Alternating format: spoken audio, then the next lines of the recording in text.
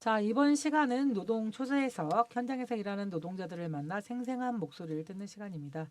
얼마 전 다음 소위라는 영화 아시죠? 학교 학생이 현장 실습으로 콜센터에서 일을 하게 되었는데요. 힘든 노동 환경, 밟지 않는 미래 속에서 결국 주인공이 죽음에 이르게 되죠. 현장 실습생의 죽음에 아무도 책임지지 않는 현 대한민국의 상황을 여실히 반영한 영화였습니다. 오늘은 이런 특성화 고등학생의 권리를 위해 노동조합을 만들고 현장 실습생이 노동자로 인정받고 제대로 된 권리를 받기 위해 앞장서고 있는 두 분 모셨습니다. 안녕하세요. 안녕하세요. 네, 이런 라디오 방송 출연 처음이시죠? 네, 너무너무 처음입니다. 네, 낯설기지만 약간 그래도 기분은 괜찮으시죠? 네, 너무 신기하고 너무 네, 좋습니다. 오늘 같이 우리 노동자의 이야기, 우리 빛나는 노동의 이야기를 한번 나눠보도록 했으면 좋겠습니다. 두 분 모두 특성화고등학교 졸업하셨다는데 맞나요? 네, 네. 맞아요. 그러면 학교 졸업하고 무슨 일 하시나요? 지금 자기소개도 안 하셨는데 자기소개도 좀 해주실까요? 네, 알겠습니다. 네, 저는 그 전국 특성화고 노동조합에서 경기 지부장 맡고 있는 신수연이라고 하고요. 저는 특성화고 졸업하고 나서 그 식품 회사에서 회계 일을 하다가 최근부터 노조에서 상근을 하고 있습니다. 아, 네. 네, 저도 전국 특성화고 노동조합 경기지부에서 사무국장을 맡고 있는 신은진이라고 하고요. 저도 수원에 있는 3일 네, 괜찮아요. 특성화고를 졸업해가지고 지금은 고색동에 있는 산업단지에서 회사 직장을 다니고 있습니다. 네, 네, 고맙습니다. 특성화고등학교에 대해서 아시는 분도 알지만 모르시는 분도 있으니까 잠깐 소개 좀 해주실까요? 아, 네네. 조금 쉽게 이해하자면 옛날 상고 공고라고 이해해 주시면 되는데요. 저희 일반고랑 다르게 뭔가 전공 과목들, 뭐 회계나 디자인이나 코딩 이런 거를 배우는 학교이고, 그 대학 진학이 아니라 취업을 위해서 네, 오는 친구들이 매우 매우 많은 학교입니다. 네, 지금 경기도에 특성화고등학교 굉장히 많죠. 네, 많아요. 지금 108개인가 있습니다. 아, 수원에도 많이 있는 것 네, 같은데. 수원에는 경기도에서 제일 많은 걸로 알고 있는데요. 네, 8개 정도 8개 있습니다. 학교. 예. 예. 아마 지금 듣고 계신 분들 중에서도 또 수원에 계신 분들은 특성화고등학교에 다니시는 분들 많이 아시리라 생각이 듭니다. 그래서 귀를 기울이고 또 이분들의 이야기를 같이 들어주셨으면 좋을 것 같습니다. 지금 특성화고등학교 지금 노동조합의 경기지부장 또 사무국장 하시고 계신데요. 지금 젊다고 얘기하면 좀 그렇죠. 예, 20대 초반이실 것 같은데 그죠? 두 분 다? 네, 맞습니다. 노동조합은 언제 하시게 된 거는 언제 아, 저는 졸업하고 나서 네. 시작을 하게 되었었고, 네, 하시게 된 계기가 또 있을 것 아, 같은데. 네네. 제가 그 학교 다닐 때는 노동조합이 아니라 처음에 그 특성화 고등학생 권리연합회라는 단체로 먼저 시작을 하게 됐었는데요. 제가 그 고등학교 1학년 때 제주도에서 그 현장 실습생이 실습하다가 아, 사망하는 네. 네, 좀 안타까운 사고가 있었어요. 네, 네네. 그때 좀 사망 사고들이 남의 일이 아니라는 생각이 가장 먼저 들었었고, 그래서 단체 활동하는 친구들 그리고 선배님들이랑 같이 학교 안에서 안전하게 일하고 싶다라는 캠페인을 했었거든요. 아, 고등학교 1학년 때. 네, 맞아요, 맞아요. 깨어있는 고등학생이시군요. 네. 네. 네, 그래가지고 이런 그 권리를 보장해 달라라고 요구를 하고 있었는데 그때 학교의 학생부장 선생님이 학생의 실로 불러가지고 이런 정치적인 활동 하지 말라. 전 캠페인을 했을 뿐인데. 네, 네. 심지어 안전하게 일하고 싶다고 했을 네. 뿐이었는데 정치적인 활동 하지 말라라고 한 거예요. 네. 근데 아무튼 선생님이 이렇게 막으니까 별다른 뭐 대처나 이런 거 하지 못하고 계속 이렇게 시간을 보내고 단체 활동도 몰래 몰래 하고 했었는데요. 아무튼 네. 3학년이 되고 나서도 친구들이 막말을 듣거나 뭐 새벽까지 실습을 하거나 이런 처우들이 계속해서 반복됐었거든요. 아, 네.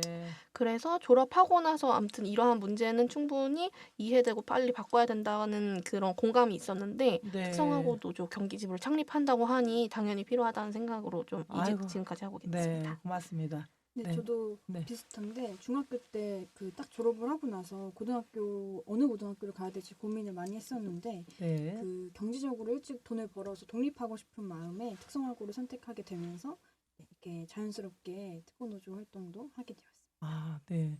아니, 있으면서 보통 특성화고등학교 가시는 분들이 빨리 이제 사회에 나와가지고 독립하고 싶다. 돈도 내가 내 손으로 벌고 빨리 독립하고 싶다. 이런 생각도 가지고 그 또 뭐 특성화고등학교는 또 전공도 있잖아요. 맞아요, 맞아요. 전문적인 뭐 그 공부를 또 통해 가지고 전문직으로 또 나갈 수 있다 이런 형태로 많이 생각을 많이 하셨던 것 같아요. 그렇죠? 맞습니다. 근데 현실은 그렇지 않았던 부분들이 많이 있었죠? 매우 많았죠.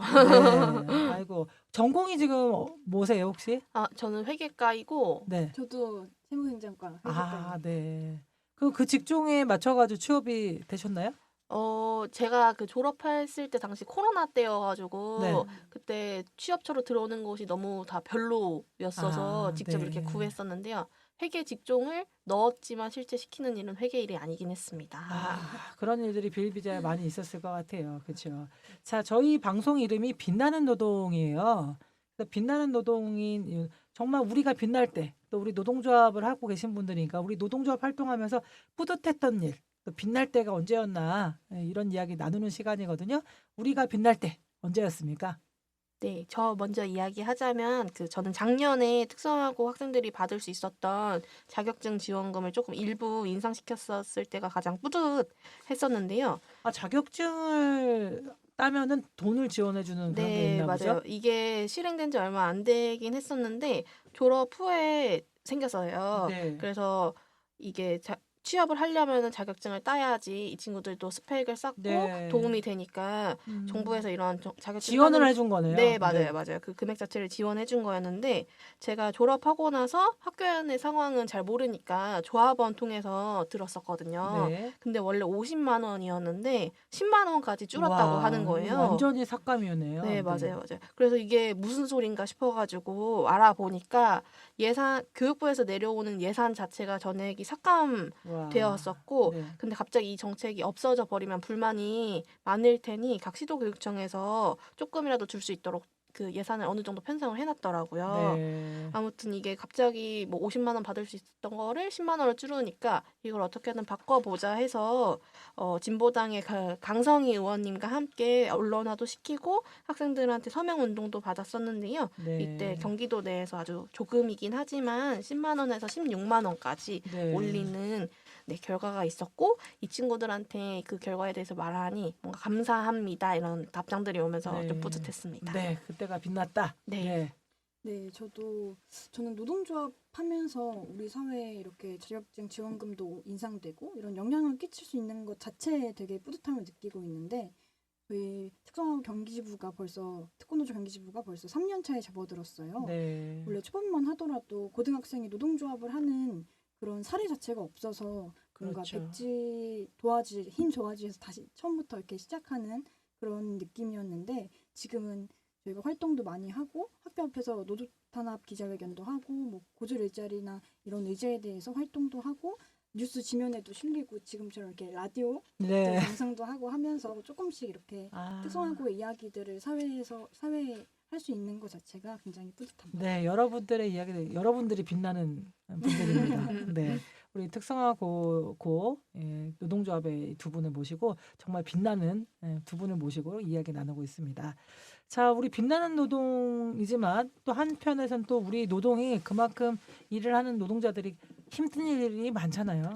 맞습니다. 네. 노동의 어두운 노동이라고 이야기를 하는데 우리 특성화 고등학교 실습생 또 졸업생들의 노동에 지금 힘겨웠던 문제라든가 뭐 지금 나서는 문제가 있다면 좀 얘기를 한번 나눠볼까요? 네, 다른 그 뉴스나 이런 데 통해서 또 많이 접하고 이야기 들어보셨을 수도 있을 것 같은데요. 2015년에 구의역 김군 사고가 그렇죠. 있었고 예. 그 스크린도어에서 네. 그 고졸이 그 특성화고 졸업한 고졸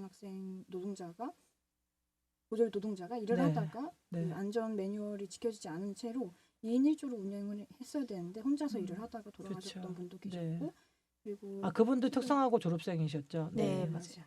그리고 다음 소위의 모티브였던 그 LG U 플러스 콜센터의 홍수영 양도 사고도 있었고 네. 그리고 최근에 그 태안 화력발전소 김영균님도 네, 있고 그렇죠. 최근에는 여수의 홍정우님까지 해서 끊임없는 현장 실습생 사망 사고가 발생을 했었는데요. 네. 이렇게 뉴스에 그 약간 화제가 되는 경우도 있지만 묻히는 경우도 많고 그렇죠. 이런 죽음이나 사고가 났을 때만 반짝 이슈가 되고 이후에 뭐 제도적인 변화나 이런 변화들은 하나도 일어나지 않고 계속해서 이런 죽음들이 반복되고 이런 것들이 아직도 특성화고의 현실인 생각이 듭니다. 네. 정말 어두운 면입니다. 예. 또 네. 말씀해 주시죠. 네, 저희도 그 고졸이라는 그 프레임에 있어서 대졸과 비교해서 임금 차별이나 승진 차별도 네. 매우 매우 심각한 편인데요. 뭐 임금 하면 일단 어느 정도 기본 네. 고졸과 대졸이 일단 다르고 네. 승진 같은 경우에도 기본 뭐 대졸이 1년 차 되면 승진을 해주는데 고졸은 4년이 지나야지 승진을 시켜주는 거예요. 이런 식으로 회사에 가서 또 이런 학력 차별에 앞으로 평생에 뭐 직장이나 앞으로의 뭐 네. 그런 걸 세울 때 이렇게 계속 차이가 벌어지는 상태입니다. 네. 아니 지금 고졸과 대졸의 그 현장에서 그런 차별이 되게 많은가 봐요. 네, 맞아요, 맞아요. 실제로는 정부에서 대한민국에서는 그런 차별을 없애자 이런 얘기를 하고 있는데 네, 현실은 그렇지 않은 부분들이 많이 있는 것 같습니다. 맞습니다. 그렇죠. 근데 진짜 깜짝 놀라면 근데 1년 있으면 대졸자는 승진하는데 4년이 걸린 고졸. 그렇죠. 그러면 내가 먼저 들어왔는데 나중에 승진하면 들어온 사람이 예, 먼저 승진을 대졸이라고 하고. 해서 승진을 하고 네, 그런 현실이면 정말 자존감이 팍팍 떨어질 것 그렇죠. 같아요. 매우 그렇죠? 떨어지죠. 우리가 특성화고등학교를 들어가서 공부를 하면서도 정말 자존감 있게 내가 사회 나가서 먼저 딱 하겠다 이런 생각을 했었던 건데 실제 현장에 사회 나가면 또 현실은 그렇지 않은 그런 부분들이 되게 힘든 지점이 아닌가 생각이 듭니다. 자, 그러면 노동자 그런 부분들 때문에 우리 노동조합도 만들고 이렇게 뭐 권리를 찾고 있는데 노동조합 지금 특성화고등학교 노동조합이 만들어진 건 언제죠? 저희가 2018년에 그 특성화고 노동조합을 만들었고 경기지부는 2021년에 만들었었는데요. 네. 전체 노조로 따지면은 이제 6년이 벌써 지났네요. 6년이 네. 지금 제가 보니까 고등학생도 노동조합에 가입할 수 있는 노조잖아요. 네, 그렇죠? 맞아요. 실습생, 졸업생뿐 아니라 특성화고등학교 학생들도 네. 미래의 노동자들이죠. 노동자들이 가입한 이런 사례가 별로 없는 것 같아요. 네, 그죠? 저희가 세계 최초이지 않을까. 그러니까 세계 라는 생- 최초의 이런 어떤 노동조합이 아닌가 이런 대한민국만 있는 거겠네요. 네. 그렇죠? 대단하다는 생각이 드는데요. 그 노동조합이 만들어지고와 또 그 이전과 이후 좀 차이가 좀 있을까요? 네, 제가 느끼기에 이전과 이후가 그 차이가 엄청나게 큰데요. 아까 노조 활동하게 된 계기에서도 말을 했지만 단체에서 뭔가 캠페인이나 이런 활동을 하게 되면은 선생님이 되게 뭐라고 했었어요. 근데 네. 여기서 따지지 못하고 그렇게 수긍을 했어야 됐는데 노조를 만들고 나서는 이런 활동이 자유로워졌습니다. 네. 그게 아무래도 노동조합은 헌법에서 보장하는 그쵸. 네. 단체잖아요. 네. 그래서 처음 노조 출범하고 나서 그 활동을 했을 때 이전 단체처럼 선생님들이 탄압을 하기도 했었는데요. 이런 거에 대해서 정식으로 문제 제기를 했었고 이게 옳지 않다 사과하셔라 라고 해서 이런 내용들이 실제 국정감사까지 다루어져서 네. 교육부에서 이제 뭐 각 학교들에게 공문을 보내서 정당한 노조 활동 막지 말라라고 이렇게 보냈었거든요. 네. 그래서 그 이후에는 학교 앞에서 하는 활동들, 학교 안에서 하는 활동들을 모두 보장받을 수 있게 되었습니다. 아니 선생님들이 이런 어떤 활동들을 방해를 많이 하시나요? 네, 일단 유인물 같은 거를 뿌릴 때도 사실 학생들이 알아야 될 내용들이었거든요. 네. 학교에서 아니면 업체에서 실습을 할 때 꼭 알아야 되는 내용들을 가지고 유인물에 실어서 나눠줬는데 근데 좋은 이런 거잖아요. 그쵸, 그러면. 그쵸. 근데 제가 추측하기로는 학교에서도 계속 이 업체에 계속해서 실습을 유지해야 되는데 이런 걸 알게 되면은 금방 다시 돌아오고 그쵸. 할까 권리를 내가 봐 찾는다 막 이러면. 네. 네. 그럴까 봐 그런 것 같고 아무래도 그 특성화고가 그 학교랑 연계되어 있는 곳이 많아요. 그래서 그 회사 눈치를 굉장히 좀 많이 보는 경향도 있습니다. 그럼 거기는 선생님들의 목표는 그럴 것 같아요. 시키면 시키는 대로 그냥 일을 하는 네. 이런 노동자를 키우는 거. 네. 정말 자신의 권리를 찾거나 부당한 문제에 대해서 이야기하는 그런 것이 아니고 그냥 시키면 시키는 대로 선생님이 시키는 대로 또 네. 회사 가면 회사가 시키는 대로 네. 그렇게 그런 학생들을 그런 노동자들을 키우는 게 아닌가 이게 교육하는 게 아닌가 이런 생각을 또 하게 됩니다. 네. 또 어떤 차이가 있을까요? 네, 좀 더 구체적으로 이야기를 하자면 제가 그 당시 노조 탄압을 했던 해당 학교의 옆 학교에 재학하던 당시였는데요. 그때 제가 고3 때 여수에서 실습하고 계셨던 그 홍정우님이 돌아가시는 사고가 있었어요. 네. 그래서 이런 제2의 홍정우님을 만들지 말자 재발 방지 요구안을 서명 운동하는 그런 활동도 했었고 그 더불어서 최저임금을 못 받고 있는 현장 실습에 대한 제보도 받으면서 네. 이런 활동을 하고 있었는데 심지어 학생들은 막 우리 최저임금 못 받고 있잖아. 이거 내 얘기잖아 하면서 공감도 해줬는데 최저임금을 못 받는 실습생들도 많이 있었나요? 그때 당시에는 그때 당시에 네. 네. 지금은 많이 낮은 거죠? 지금 어느 정도 최저임금을 최저임금은 받는 걸로 네. 알고 있습니다. 네. 그랬는데 이게 오히려 선생님들이 막으면서 여기서도 선생님들이 유임을 받지 말라고 하면서 학생들의 소유권은 학교가 가지고 있으니까 서명운동 받지 마 이렇게 하면서 하지 마 이렇게 하면서 소유권요? 네, 네. 소유권 이런 말을 막 학생들이 하면서 자기 소유라는 거잖아요. 소유권. 그니까요. 그래서 그걸 황당하죠. 네, 황당하네요. 이런 소유물 취급을 하면서 이렇게 막았던 일이 있었고 이후에 경찰까지 오면서 일이 있었었는데요. 결국에는 노조가 1인 노조가 사과하라는 내용으로 1인 시위도 하고 기자회견도 진행하면서 이후에는 학교의 사과를 받아냈습니다. 대단하십니다. 네. 네. 그래서 그리고 그 마무리로는 가정통신문까지 뿌려가지고 학생들도 알 수 있도록 했고, 그러면서 이런 노조가 있기 때문에 이런 활동을 하고 있기 때문에 노조가 정당하고 이런 특성화고 노동조합이 필요하다는 그런 인식을 높일 수 있었던 것 같아요. 네. 아니 학교에서 오히려 노동조합에 대한 교육을 좀 시켜서 네, 정말 맞습니다. 부당한 일이 생기면 노동조합을 만들고 노동조합을 통해서 자신의 권리를 보호해야 된다라고 교육을 시켜야지 맞는 것 같은데.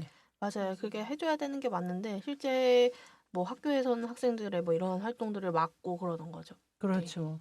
아니 정말 학교 특성화고 선생님들 뭐 다는 아니시겠지만 그래도 지금 이야기 겪었던 분들을 얘기 들어보면 좀 이건 정말 아까 소유 뭐라 그랬죠? 소유권, 네. 소유권. 네, 너무 소유권 학생이 주체가 아니고 소유권이고 소유고 뭐 물건도 아니고 약간 소유를 그러니까요. 하는 거고 음. 나가가지고 그냥 정말 이렇게 시키는 대로 일하는 그런 노동자.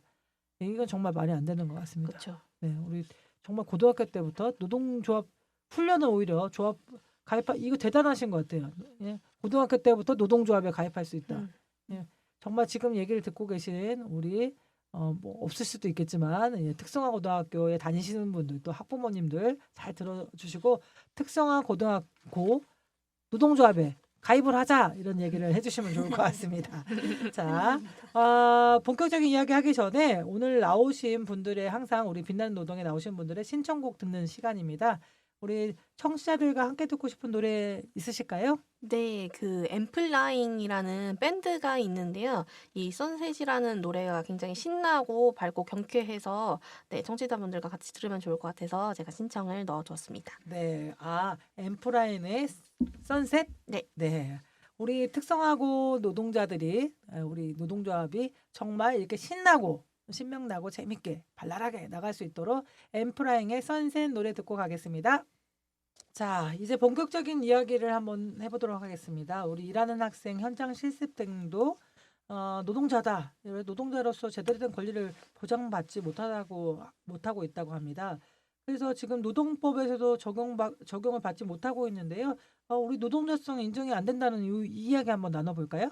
네, 지금 저희 현장 실습생들이 노동자로 전혀 보장받지 못하고 노동법도 적용받지 못하고 있는데요. 저희 네. 한창 현장 실습하면서 사고가 많이 일어났을 때도 그 제도 자체가 노동 중심이었었는데 이 사고가 너무 많이 일어나다 보니까 그 제도 자체를 학습을 하게끔 바꿔놨었어요. 네. 근데 지금 제도가 바뀌었는지 좀 꽤 됐음에도 불구하고 지금도 어느 신입사원이랑 다름없이 똑같이 일을 하고 있거든요. 네, 일을 시키는 거군요. 그렇죠, 그렇죠. 네. 근데 일을 한다면은 노동법을 적용받을 수 있어야 되는데 노동법을 적용받지 못하니까 여러 가지 뭐 실습하다가 부당 해고를 당한다거나 산재를 당했을 때 제대로 대응하지 못하고 넘어가거나 혹은 뭔가 법적으로 대응할 수 있는 방안이 부족해서 네, 아까처럼 계속 넘어가는 경우가 매우 많습니다. 지금 그래- 혹시 실습을 하는 기간이 따로 있나요? 네, 얼마큼 해야 된다라는 게? 이게 그 정책마다 조금 다르긴 하는데 뭐 도제 현장 실습 같은 경우에는 뭐 최대 2년까지도 하는 걸로 알고 있고 네. 그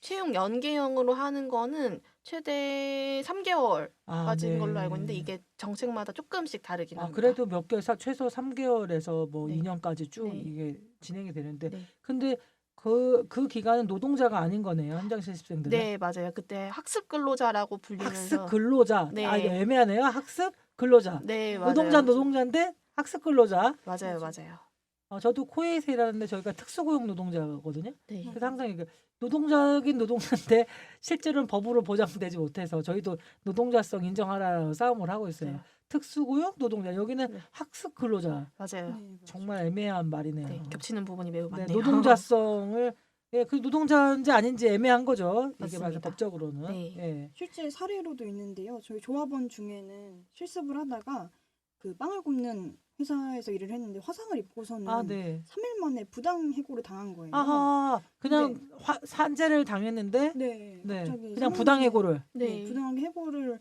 시켰는데 이게 또 이 조합원이 회사가 멀어서 자취방을 구해가지고 자취까지 네. 하고 있는 상황이었는데 갑자기 해고를 시켰으니까 이게 부당해고잖아요.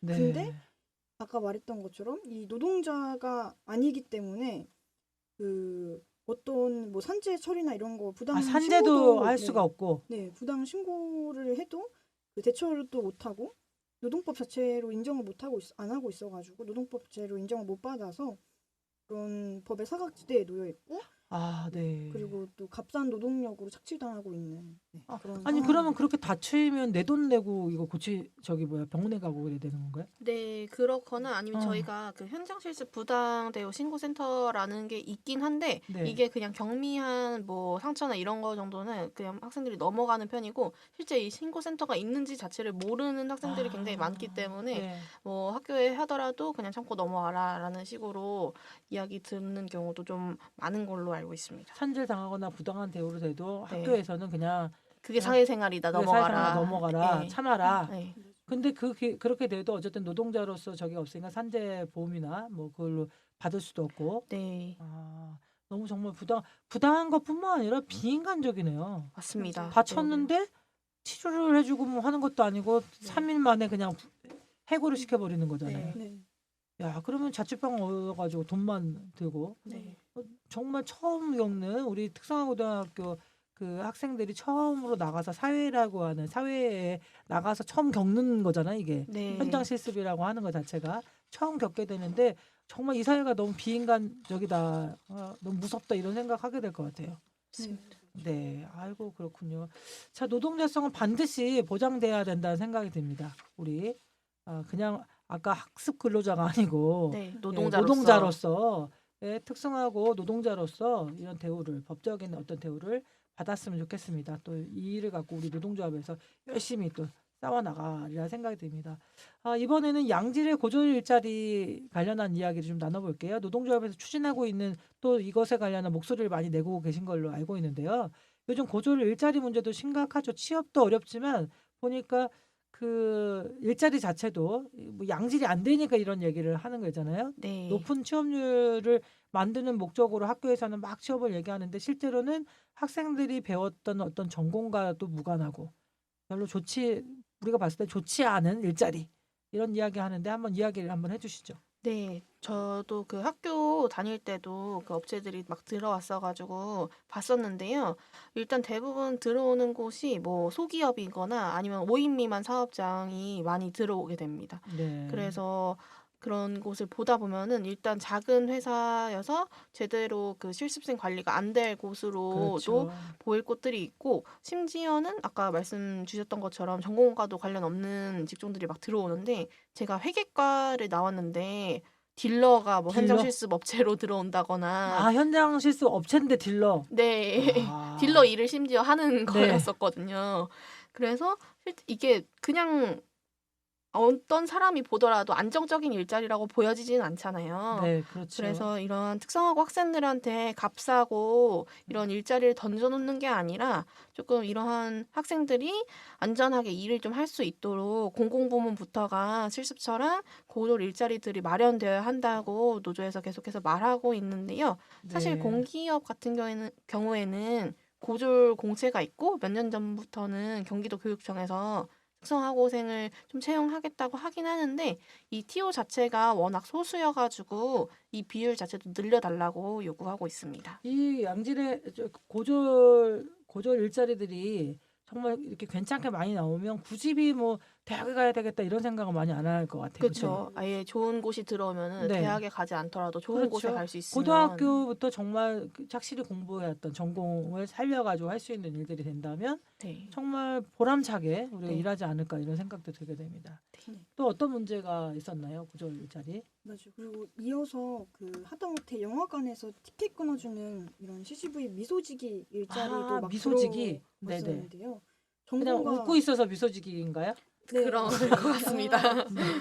아 진짜 이름이 미소지기예요? 네. 네, 미소지기라는 그 일 자체가 그 일 자체 업무 자체가 미소지기라고 네네. 해서 사람을 뽑고 하는데 그런 일자리도 막 아르바이트 같은 그런 일자리들도 전공과 전혀 그쵸. 상관이 없는 심지어 없는데도 네. 이런 일자리들도 막 들어오는 것 자체가 문제라고 생각이 들고 근데 심지어 학교에서는 이런 거를 다 대기업으로 취업했다. 아 대기업에 이렇게 영화관이 어쨌든 현수막을- 큰 저기니까 네, 대기업이다. 네. 현수막도 걸고 저도 막 실습했던 업체인데도 졸업하고 이 여기에 취업을 했다. 이렇게 그냥 아. 현수막을 걸어버렸더라고요. 아 취업을 했다. 취업률을 높여야 되니까 학교는. 네, 맞아요.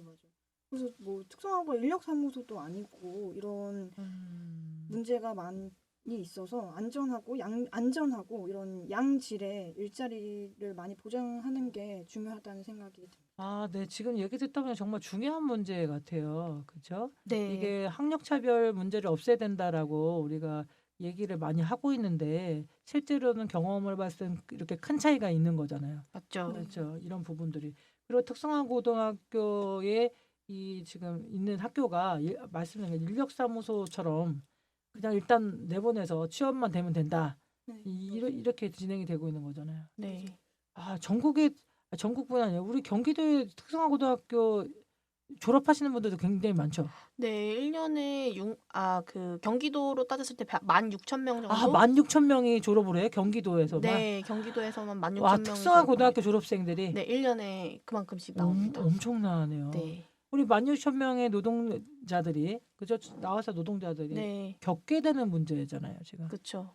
여기 와서 너무 좋다, 뭐 즐겁다, 뭐 정말 양질의 일자리를 내가 얻었다보다는 끊임없이 일자리에 대한 불만족이나 문제를 많이 느끼고 또 뭐 대졸자와 또 이 차별을 느끼면서 사회적으로 어려움들을 많이 느끼지 않을까 이런 생각이 네, 맞습니다. 많이 드네요. 네. 이 문제를 반드시 해결해 나갔으면 좋겠습니다. 네.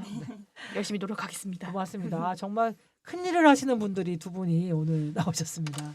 예, 어느 때보다도 뭐 생각이 많이 깊어지는데요. 우리 청소년 시기부터 시작해서 청년 처음 사회에 첫 발을 내딛는 우리 노동자들, 특성화 고등학교 졸업해서 나오는 노동자들을 위한 활동들을 하고 계시는 우리 특성화고 노동조합 두 분입니다. 자, 마지막 질문 들어가겠는데요.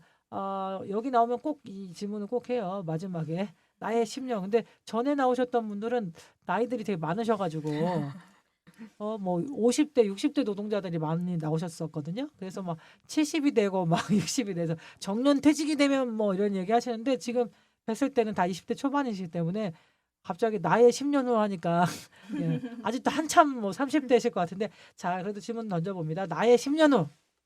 네, 저는 일단 앞으로 10년 동안 활동을 할 거라고 생각하고 지금보다 실습생들이나 뭐 졸업생들이 조합원으로 함께 해서 좀 더 노조가 좀 더 커져서 이런 요구 활동도 다양하게 하고 그러면서 여러 사회 문제들을 좀 바꿔 나갔으면 좋겠다는 생각을 하고 10년 뒤에도 저는 노조 활동을 계속해서 할 것 같습니다. 네.